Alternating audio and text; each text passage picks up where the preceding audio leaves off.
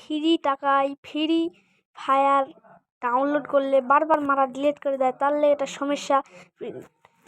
কি করে করতে হবে, লুকিয়ে রাখতে হবে সম্পূর্ণ।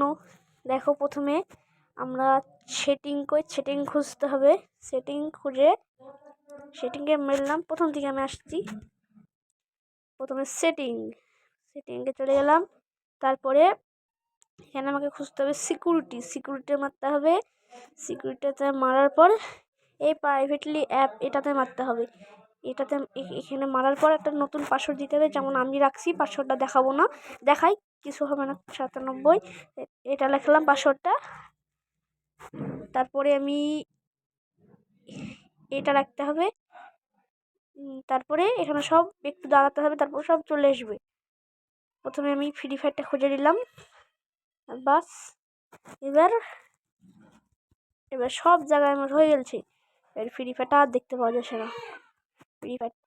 ফ্রি ফায়ারটা আর নেই। এবার প্লে স্টোরে যাই দেখি। প্লে স্টোরে গেলাম, ফ্রি ফায়ারটা ইনস্টল করতে হবে। ফ্রি ফায়ারটা ইনস্টল করতে হবে, কিন্তু এবার ফ্রি ফায়ারটা খুঁজবো কী করে?